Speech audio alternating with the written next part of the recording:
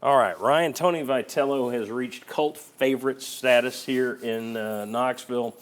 One, because he wins, and two, because he's controversial outside of here. And nothing rallies fans more than some other fans saying bad things about your guy.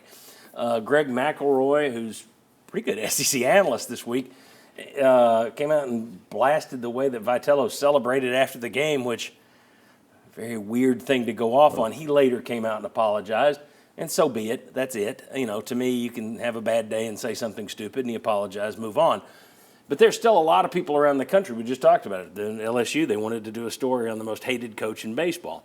The Tony Vitello thing, I just think that endears him more to East Tennesseans. We've seen it with coaches at other places. When you've got a guy and everybody else hates your guy, you love your guy more. Yeah. And I think Vitello, if he had won in 2022 with that team, which is when he really got this reputation, threw a bat, it was at Auburn, threw a bat kind of at the other dugout, bumped an ump, other guys getting suspended, the double birds. If that team had won the national title for you, I think it would have been worse for the program and worse for him. I think it helps him that he won with this year's team, which was, in my view, a more likable team, a more traditional, classy team. So it's interesting to see how people view him. He's judged for 2 years ago. Yep. I think it helped him that he won with this team instead of that team. Yeah, I think you're right. And that is, you can tell with the people who have followed college baseball for years, the ones who watch that 2022 team closely, they still have that image kind of seared in their mind.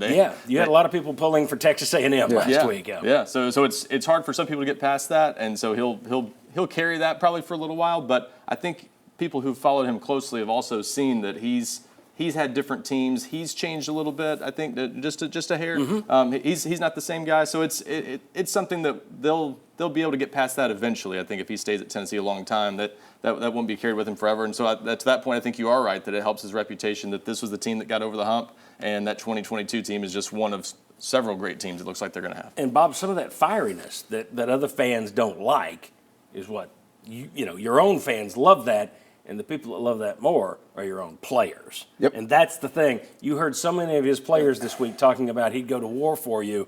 So the very thing that drives people in Tuscaloosa and Baton Rouge crazy is exactly what makes his players I sat there and I watched Tony Vitello's post-game celebration, and I thought, it's a recruiting video. Yep.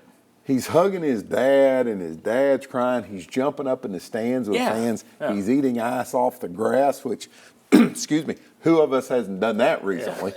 Yeah. And I saw that, and so when McElroy came out with this big slam, I thought, did we see the same thing? Because, yes, the 22 stuff bothered me. And I think too many people embraced, they hate us, we hate them. Well, I almost think you kind of got what you deserved in 22 with the actions of those players. But what I saw, if that had been anybody else, Vol fans would have loved that team losing. Oh, yeah. But what I saw after this, I thought that is a recruiting video for Tony Vitello. His reactions, the things he said, all he did. I thought his celebration was great, and I think that improves his reputation. The thing is, we've seen him all year. We've seen changes, and he's still young and fiery. And I think I think he will change and evolve as he becomes an older guy. But the fieriness, part of it is what people love. The people who are outside the market, they don't see all that. They just see that 2022. They watched, they saw that. It's like any coach. It's like you see something in a game.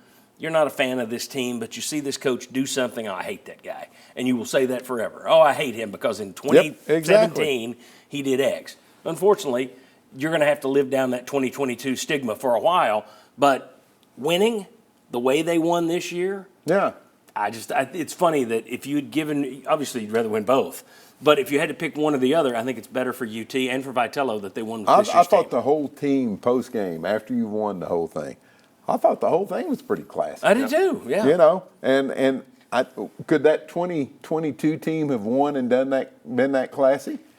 Maybe, but I wasn't seeing it. Well, that was the funny thing. You had so many people saying, that's who they are. They got to win that way. No, you don't. You just saw this team won. Now, it didn't hurt that the SEC changed the rules to where you can't do a lot of the stuff they were doing. You wonder if they'd have kept up. But still, that had nothing to do with it any more than the color of the jersey. We may get into that later. But it's the players making plays who win the game. It's not about, we don't have our daddy hat. And to some of the discussion earlier, Tony Vitello's personality makes this team more popular. That's the big reason you see 50,000 fans out at the parade. Yeah. It's the Bruce Pearl effect. It is. Yeah. It's very similar. Yeah. It's not the same. I had somebody say they're the same. I don't think they're the same, but there's some similarities there. So that's a big part of it. His personality makes this team popular. He's the star of this program. It wasn't a single player on this team that was more popular than Tony Vitello. Yep.